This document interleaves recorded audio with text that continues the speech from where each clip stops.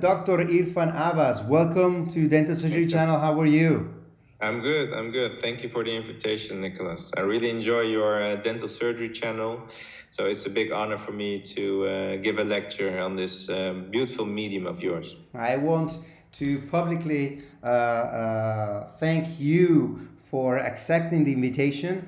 I still remember that you did not hesitate, not even 1 second, to say, of course, that I can help you to promote and to provide with a lot of education to the website. And I really, really want to appreciate you for giving that, for having that touch with me. And one of the things that it's important to talk about Dr. Irfan Abbas is that he's a postgraduate, a 4-year program in oral implantology and restorative dentistry from the University of Nijmegen. How is that? Nijmegen. Nijmegen from Netherlands.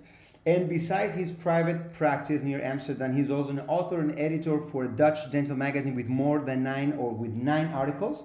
And as a lecturer in clinical implantology and restorative dentistry, he has had more than 35 lectures in 2019. I still remember your post when you actually shared all the cities that you were visiting, and you were actually giving and sharing education, which is something that I've remarked since day one, from the day that I met you. I really want to make a feeling of importance of this, which is very important: the content, the great documentation, the high quality documentation of your lectures, but most important even of that, the high quality of the content and the way that actually you teach, and the way that you actually provide with that content to the students. And this is something that I want to talk about once we talk about your lecture in a few minutes. But first, I'd like to ask Dr. Irfan Abbas, who is Dr. Irfan Abbas? And besides his good friendship that we have professionally, who is Dr. Irfan Abbas? Please share with us, share it with the audience, please. Well, thank you, Nicholas, for that kind introduction. Well, I think if you talk about professionally, I'm just a dentist, a doctor who's very passionate about getting the best results for his patients. And every patient who's lying in my chair, I really consider as one of my friends, as one of my family members. I just want to have the best outcome for them. And to do that, you need to be passionate about getting the best results. And you really need to think about every case, how we can solve this the best way we can, in an aesthetically, but also in a dental form. And that's why I made a protocol for myself, and I make a lot of photography just to teach myself what was the implication of my therapy and how I can improve next time. And I really want to come up with a protocol for myself. As a patient comes in, we do our intake, we take our pictures, we make our CBCT, and then I need a planning, and I need a way to make my decisions, which procedure I'm going to do with this patient. And I remember when I was a postgraduate student, patients were coming in with very complex cases, and we had long discussions with our teachers, who were excellent teachers, but I really didn't think they had a clear protocol of when to do what with which patient. And also in the literature, it wasn't very clear. You cannot find a clear protocol. If a patient comes in, just look at these numbers and then you'll do this treatment, because everybody has his own way of treatment. So I tried to develop my own way of treatment, which will come back in this lecture. And after this, we'll only talk about one case where I do it immediate, but it's I can do a 3-hour lecture. Normally when I do the lectures, it's around 2 hours. And I talk about every step and every possible treatment we can do. So with this passion, I try to give the best therapy for my patients. I use also a lot of digital, the CBCT. One of the things I love most in my practice is my CBCT machine. Without a 3D, it's not the planning, but it's really looking at the bony structure. You know, we cannot look beneath the gums. But when we open up, then we know what we see. But it's not the best moment to make our decision when we do our flap. We want to have before the flap, we want to have a clear strategy of which treatment we're going to do.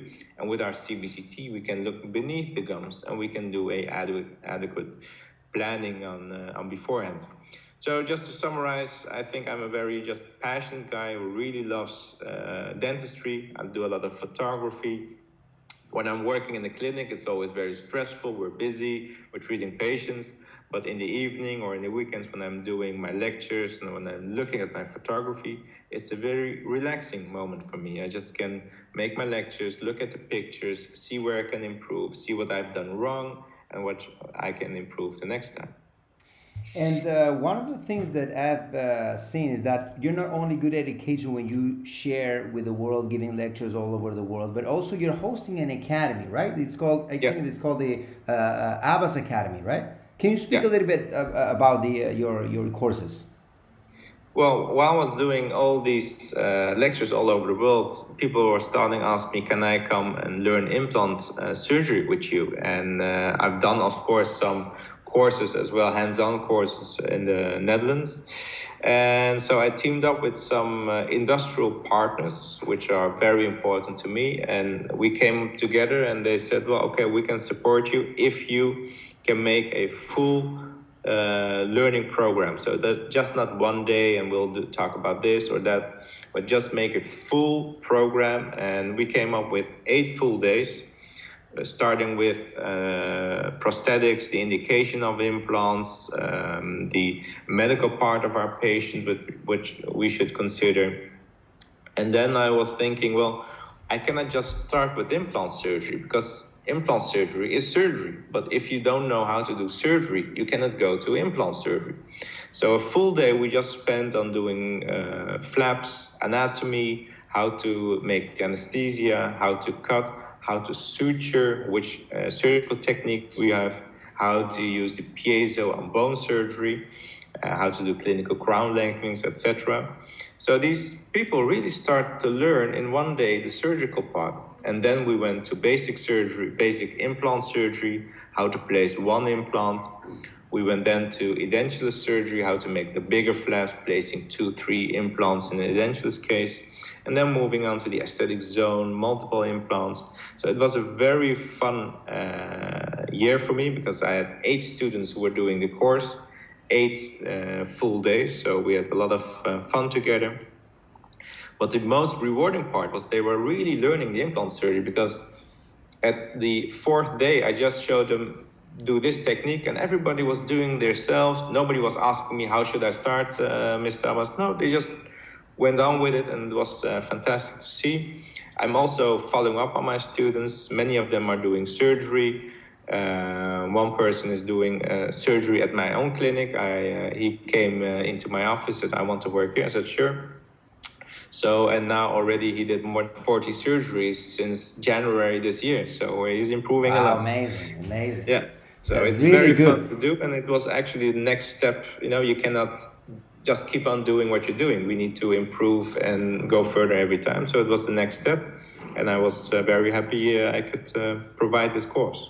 Are you planning to host another course in the next year? I understand that now with COVID-19, you know, this has generated an impact on everybody's education and programs and all the plannings that we have.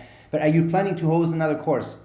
Yeah, we want to start in 2021 from January, 8 full days. And so dentistry is getting back to normal after the lockdown. So from January, we hope to get new students and then start again.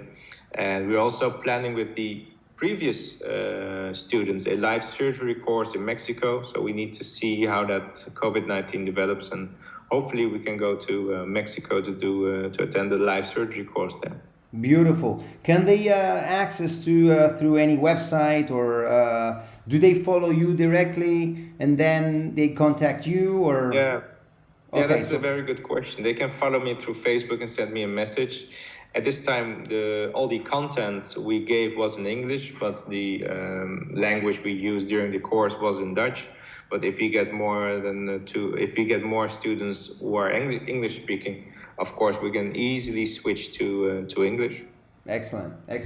All right, so thank you so much for all this kind of information, which is very important for the people that are willing to still keeping the continuing education on and on and on, because we are dentists and we need to re-educate and update constantly. And this is an amazing information that you're providing to all the audience and all the people that are going to be interested on taking those courses and following you, especially when some hosting academy or some hosting sponsor is telling that Dr. Irfan Abbas is presenting, right? So thank you so much for all the information. Let's go a little bit into the lecture, because we know that immediate implant placement, as we were saying before, in the aesthetic zone is a topic that some people and a lot of people are really lost about it. The people don't know about the decision-making process. You were mentioning very clear that the literature does not say very clear which are the steps that you need to take in order to take the correct decision-making process. And one of the things that I remark in the lecture that I invite everybody to go, because there is a free, amazing content that Dr. Irfan Abbas is providing to Dental Surgery Channel that he's sharing with you, is one of the slides that you put, that you talk about the decision-making process that you mentioned before, that is something that you have done in your own. It's like a homemade decision-making process that talks about the design of the implant system. I still remember the day when a friend of mine asked me, listen, Nicholas, do I have to bury my implant? That was the question. And I was, well, it's not about how deep you bury your implant.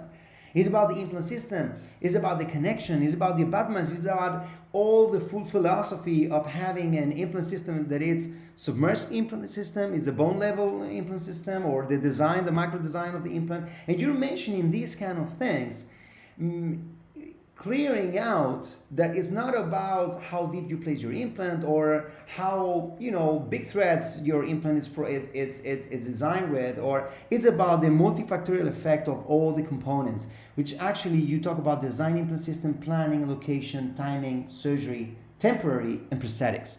So you englobe all these factors in order to make the right decision. Exactly. Yeah. So we need all these steps combined together. And the first thing I always teach my students is, if you're choosing an implant system, you need to know everything about your implant system.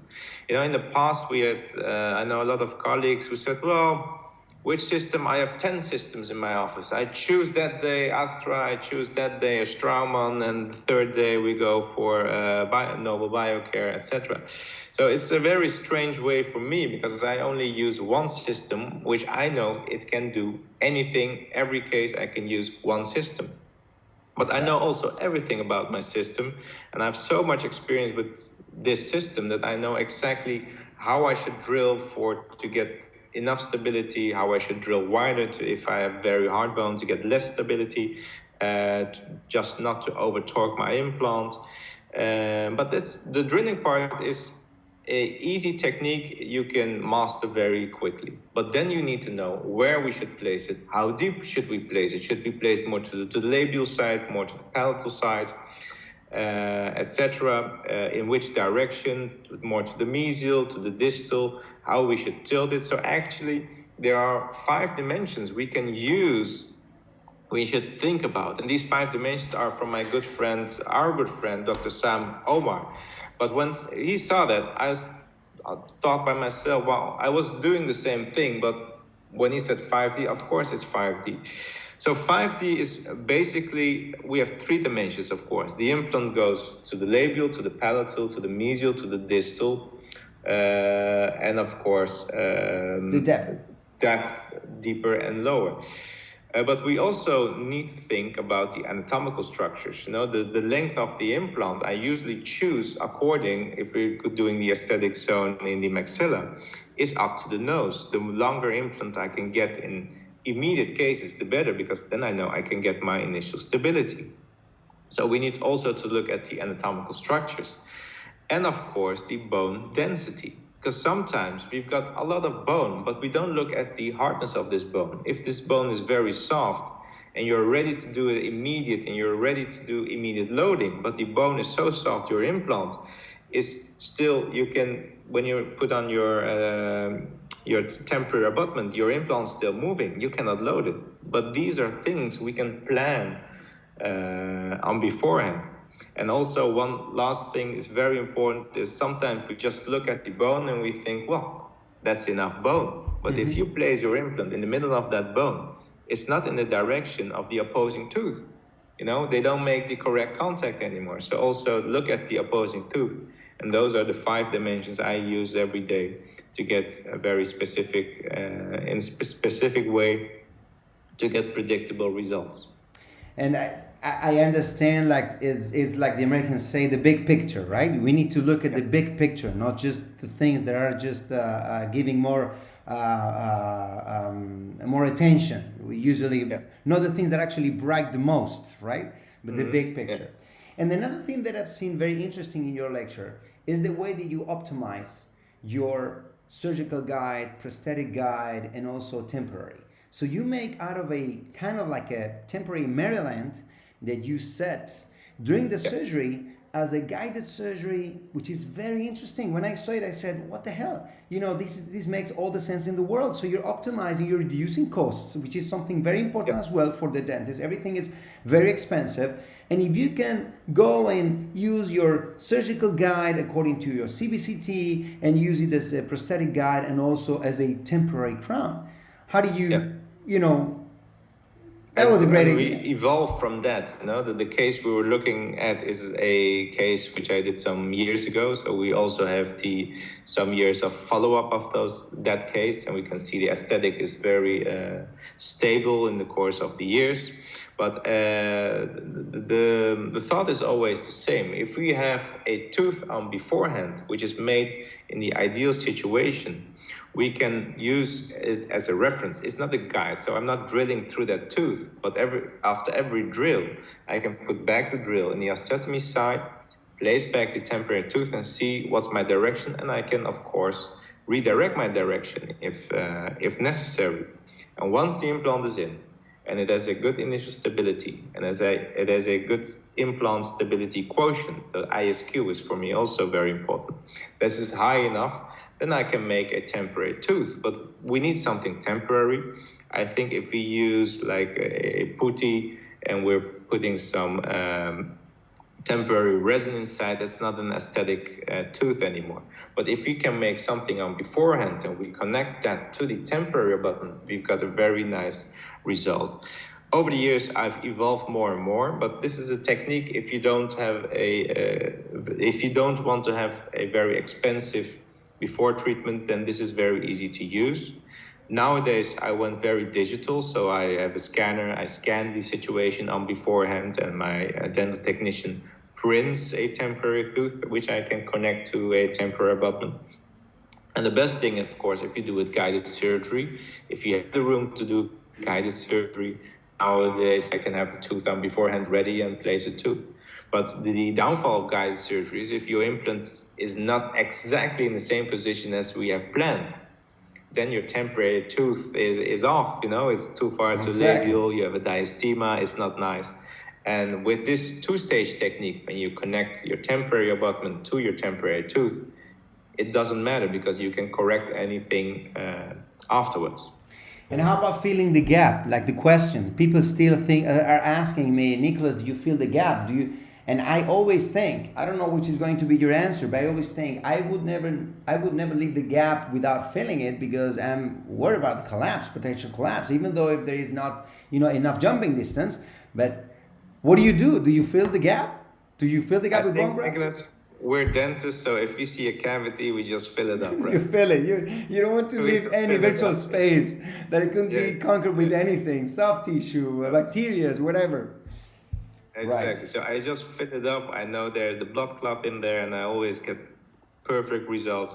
Sometimes when I take off my temporary tooth, we see some particles in the soft tissue. Mm-hmm. You can take it off. You can just leave it. It doesn't matter. But I think we get beautiful soft tissue after filling it up. Even though if I'm doing a socket shield technique, if I have space between my implant and the socket shield, I always try to get in some bone there. And how about the type of biomaterial that you use? Do you use xenografts, synthetic, allograft? Which is the biomaterial that you use to fill up the gap? Well, I think the same as you. We live in Europe, and Europe is more a xenograft-minded continent, rather where America is more the allograft-minded continent. So we don't have much allograft at our disposal, so we have to order from the States, with some problems there. And in Europe, we've got some very nice companies who are making the xenograft materials. So I've been using xenograft from day one, and it works very well in my hands. So I'm very happy with these results.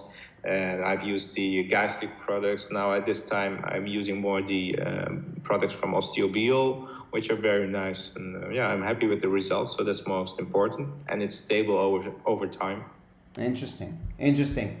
And talking about the aesthetic zone, connective tissue grafting. Another question that it's, like the typical question. Do you always use a connective tissue graft in the aesthetic zone? Do you, is there any case that you don't use it? Or in which area are you using and which area you're not using? Because the aesthetic zone goes from canine to canine. But is there any place that sometimes you say, you know what, here I'm not going to do a connective tissue graft? Do you use it from the centrals only, laterals, canines? What would be your option? Well, I try to avoid the connective tissue graft as much as possible in my hands. And the reason for that is I think it's a little bit getting more unpredictable when we're doing a connective tissue graft, because we're always showing the best pictures. But you and I know it can get necrotized. Mm-hmm. And once you get a necrosis, we are going to lose more tissue than we had on beforehand. So I'm doing only a connective tissue graft when it's absolutely necessary, and it's for me absolutely necessary when I have a vertical recession. So when I have a horizontal collapse of the tissue, that's normally because the tooth has been removed. So if we have a tooth here and here's the tissue, if I take away this tooth, the tissue is going to collapse. Mm-hmm. But after the surgery, that's why for me the temporary tooth is very important. If I place back a temporary tooth, the soft tissue will go back in the correct position. But if there is a vertical recession, it cannot go up, of course. Then I need the connective tissue graft. But I still hold my fingers for it doesn't get necrotized. And how about the biotype? When you see, for example, thin biotype, even though it's not a situation that is a potential collapse, but do you thicken the biotype? Do you try to change the biotype, or you keep it the same way?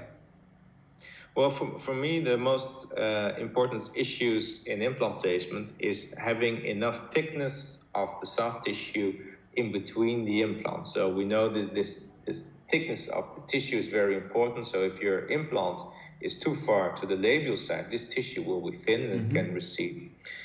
When we have recessions in persons, normally because the roots of their front teeth is too far to the labial, they have a thin biotype, which means the bone is very thin. And when the bone is thin, they already have a gap into the bone. And when they brush very hard, they get a recession. Around implants, I try to do my best to get 2 millimeters of bone around my implant. So if I get my bone in the correct height, there won't be any recession anymore, because the bone is very stable. And the soft tissue will be 2 millimeters above the bone. And my implant will be placed always as far as possible to the palatal side to ensure this bone. So for me, the biotype isn't that very important. It's more the positioning of my implant to get the correct result. Another thing is the papillas. That's a whole different story. But if we have enough tissue, hopefully in time, in years, the papilla will go as much as possible in the black triangles. And another thing that I was concerned about, and I recently posted in social media, and also I did a blog in Dentistry Channel about the screw retain, cement and retain restorations. You're more prone to do cemented retain or screw retain restorations. Do you usually use customized abutments, or do you use other kinds of abutments? Yeah. I try to do the same thing as always. Number one, I think with all the dentists, I've seen all the implant surgeons who are quite famous, well known all over the world, and I don't think you can find one who is advocating for cemented restorations. Everybody is doing screw retained restorations. But in the aesthetic zone, when the bone is tilted to the labial, to the incisal part, the bone is not straight, the bone is going forward. So we cannot place our implant very straight. So we need to find the perfect equilibrium to place our implant perfectly into the bone and to get a screw retained restoration. Well, that's not always possible to get the access screw hole exactly in the palatal part or in the cingulum. So then we have, of course, our the screw channel, which can be angled. So we can get the special screws, which we can still torque at 25 to 35 Newton centimeters with these special screws. So then we can tilt it around 25 degrees. So sometimes I need to use that. And in some case, it's really too far straight to the buckle, then I can go for cemented restorations. But that takes a lot of more time. Normally, if I do a screw retained restoration, well, it's in there in 10 minutes. But when I'm doing cemented restorations, we need to etch, clean, bond, to get a retraction core to avoid cement trapping into your tissue. So it takes a lot of more time. So luckily, I think almost 90% I can do screw retained restorations. Also sometimes using these angled screw channels, screws. And the materials is always, I need a strong abutment, so it's always titanium based. And then of course zirconia, polished zirconia, highly polished zirconia for the soft tissue adherence. You know, Professor Linkevicius from Lithuania published very nice articles on the highly polished zirconia, which can attach very nicely to the soft tissues. So titanium base, polished zirconia, and then the ceramics. Beautiful, nice tips, great tips that you're providing today and also in your lecture.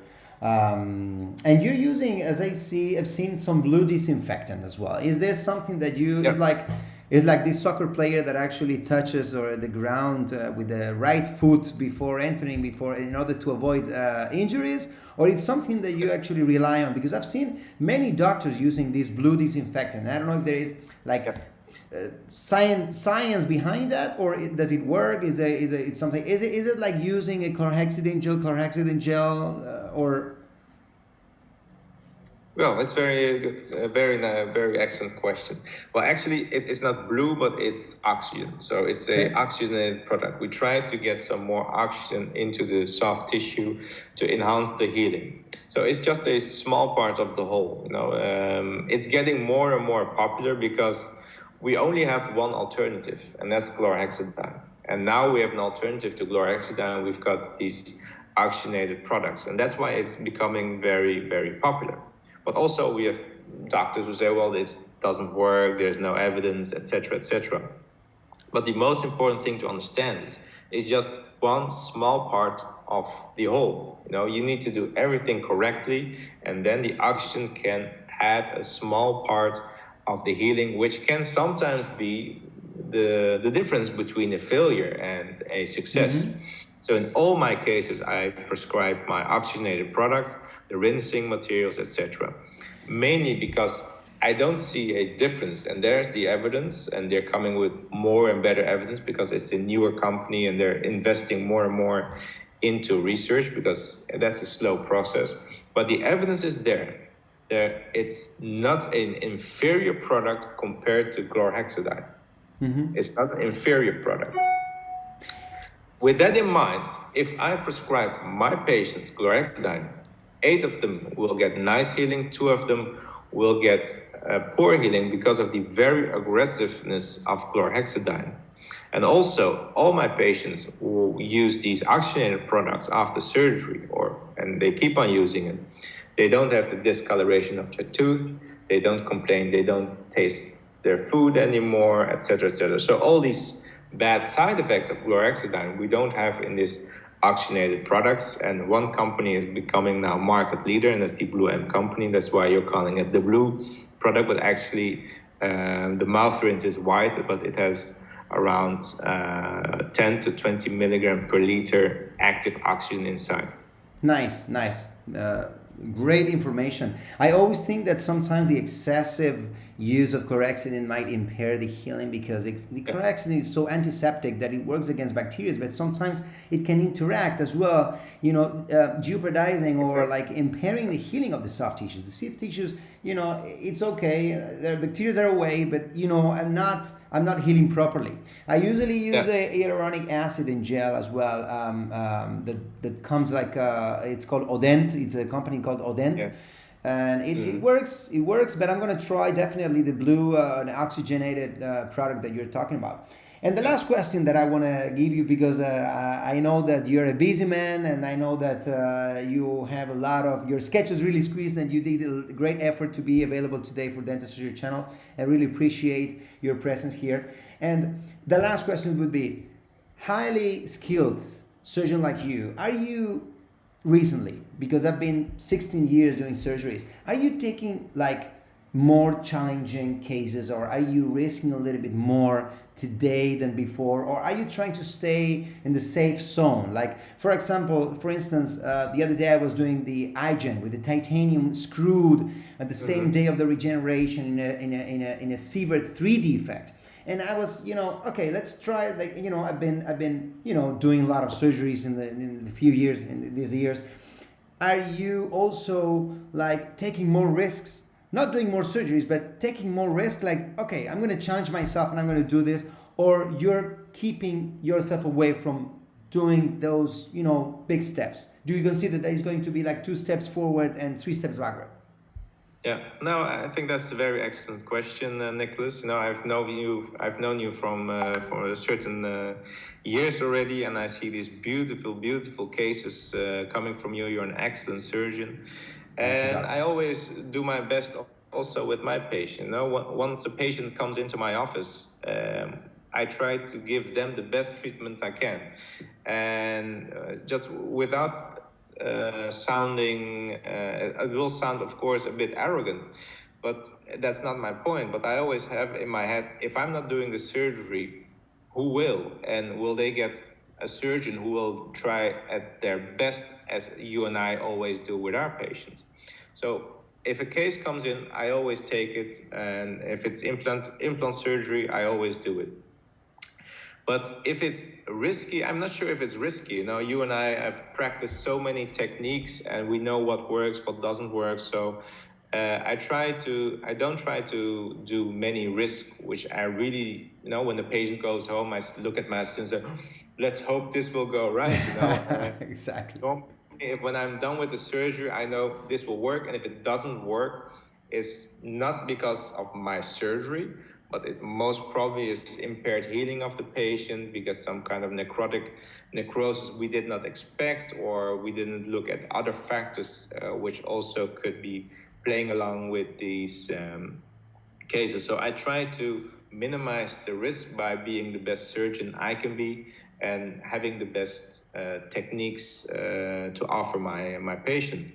And with that, my really big complications or loss of implants are still very little. So if I have some complication, normally I can solve that easily for free for my patient because I don't have that many complications or failures. When I hear you speaking, I hear my experience as well. So I'm very glad that we think the same way, that we have a lot of things in common. I want to really appreciate you for being here today, for giving me more than 49 minutes. We've been connected so far, and I really appreciate your presence here in my channel and my website. I'm looking forward to keep collaborating, and if you need anything, you know that you have me as a friend as well. I'm looking forward to see you very soon and have some drinks together and some. Let's share some stage very soon. Yeah, thank you, Nicholas. It's a big honor to be one of the lecturers on your website. You're doing a great job by just teaching everybody how to become better surgeons, how to use better techniques, and just to have better outcomes for our patients. So I think that's very honorable of you. So thank you very much. Thank you, Dr. Irfan Abbas in Dental Surgery Channel. Thank you so much. It's been an honor. Thank you. Till next time. See you, Irfan. Bye bye. Bye bye.